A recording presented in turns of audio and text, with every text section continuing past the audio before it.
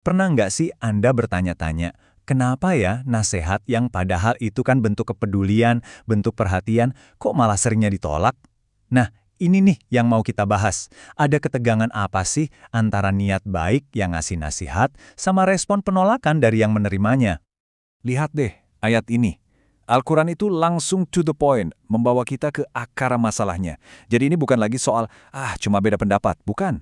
Al-Quran secara spesifik mengaitkan penolakan terhadap nasihat, apalagi nasihat untuk bertakwa, dengan satu hal, kesombongan. Nah, inilah tema utama yang akan kita kupas tuntas. Jadi, gimana kalau sebenarnya masalahnya itu bukan di nasihatnya, bukan salah isinya, tapi ketika seseorang menolak sebuah nasihat yang baik, ini bisa jadi cuma gejala. Gejala dari sesuatu yang lebih dalam, sebuah masalah spiritual di dalam hati. Makanya, dalam pembahasan kita kali ini, kita akan coba lihat tanda-tanda penyakit hati ini. Tapi tunggu dulu, tujuannya sama sekali bukan buat nunjuk-nunjuk orang lain atau menghakimi ya, justru sebaliknya. Ini untuk muhasabah. Untuk kita ngaca, introspeksi diri kita masing-masing. Dan inilah definisinya, langsung dari Nabi Muhammad SAW. Jelas banget. Al-Kibar atau kesombongan itu ternyata punya dua pilar utama.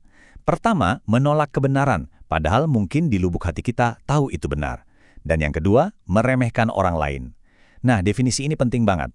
Anggap aja ini kacamata yang akan kita pakai untuk melihat tanda-tanda berikutnya. Oke, kita masuk ke tanda yang pertama. Dan yang satu ini mungkin yang paling sering kita lihat atau bahkan kita alami sendiri. Yaitu ketika nasihat datang, responsnya bukan pakai pikiran yang dingin, tapi ledakan emosi. Anda pasti pernah lihat kan, diskusi yang awalnya adu argumen, adu dalil, baik-baik aja, tiba-tiba kok jadi panas, jadi serangan personal, jadi marah-marah. Nah, inilah yang terjadi, kebenarannya itu sebetulnya masuk lewat telinga, tapi ada semacam tembok emosi yang langsung ngeblok, nggak ngebiarin itu sampai ke hati. Reaksi emosional yang meledak-ledak ini persis manifestasi dari menolak kebenaran yang kita bahas di hadis tadi. Karena pada titik itu, yang ditolak itu udah bukan argumennya lagi, tapi egonya yang merasa diserang, yang merasa terancam. Jadi kuncinya di sini nih, bedanya jelas banget, kayak siang dan malam. Hati yang terbuka, dia akan fokus ke apa yang diomongin. Isinya apa? Yuk kita diskusikan. Sebaliknya, hati yang tertutup, fokusnya langsung geser. Bukan apa, tapi siapa yang ngomong. Terus yang diserang orangnya, bukan argumennya. Oke, lanjut ya. Tanda kedua. Nah, yang ini sedikit lebih tricky, lebih halus, karena sering banget tersembunyi di balik topeng kesalehan. Apa itu? Ketidakmampuan total untuk menerima perbedaan pendapat, bahkan ketika perbedaan itu datang dari ulama-ulama yang kredibel sekalipun. Aneh kan? Ada orang yang ngakunya paling sunnah, paling ikut tradisi, tapi kok anti banget sama perbedaan pendapat yang sebetulnya sah di kalangan ulama. Pokoknya, kalau ada ulama yang pandangannya nggak cocok sama dia, capnya langsung keluar. Ini sesat, ini ahli bid'ah. Wah, macam-macam deh. Pola pikir kayak gini ternyata udah digambarkan dengan sangat pas di Al-Quran. Jadi, yang mereka ikuti itu sebenarnya bukan lagi wahyu Allah. Tapi apa? Ego, fanatisme kelompok, atau tradisi nenek moyang yang dipegang erat-erat tanpa mau tahu ilmunya. Nah, ini bedanya antara pikiran yang kaku sama kerendahan hati secara intelektual. Hati yang terbuka tuh paham, khazanah Islam itu luas ya, ada banyak perbedaan pendapat atau khilafiyah, dan itu harus dihargai. Sebaliknya, hati yang tertutup maunya cuma satu, semua orang harus mikir sama persis kayak dia, titik. Lanjut ke tanda ketiga, membangun ruang gema atau echo chamber.